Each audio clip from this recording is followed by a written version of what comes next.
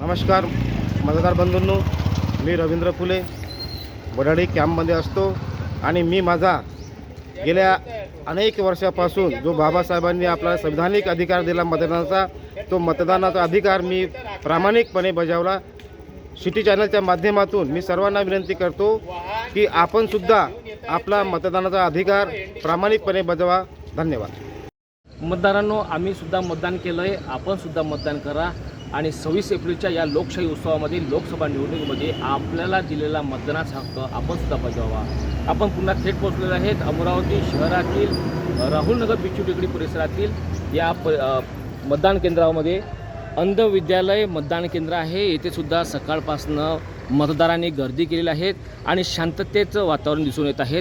रांगेमध्ये उभे राहून आपला मतदानाचा हक्क बजावत आहेत। या ठिकाणी फोटो काढण्यास, मोबाईल वापरण्यास, यासोबतच शस्त्र वापरण्यात आणि नियमाचं उल्लंघनसुद्धा करण्यात येऊ नये असं सुद्धा आवाहन करण्यात आलं आहे। मोबाईल मध्ये आतमध्ये नेऊन फोटो काढणे हे बंदी करण्यात आलेलं आहे। कोणालाही फोटो काढता येणार नाही, हा निवडणूक आयोगाचा सुद्धा आदेश आहे, नियम आहे।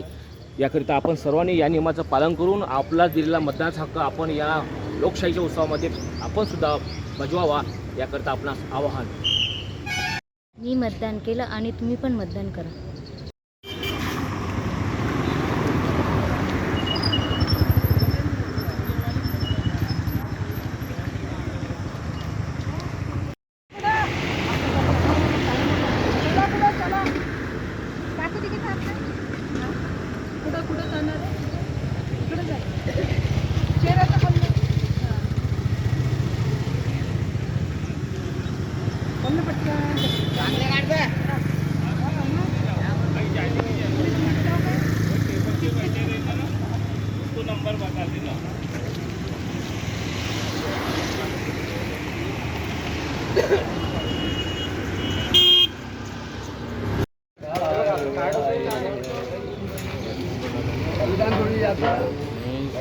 सलाम अलैकुम।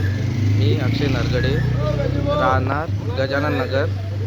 बाबासाहेबांमुळे जो आम्हाला अधिकार प्राप्त झालेला आहे त्या अधिकाराला आम्ही आता बजावलेला आहे। आम्ही 7 वाजता मतदान केलेलं आहे। मी केलं, आपण पण करा।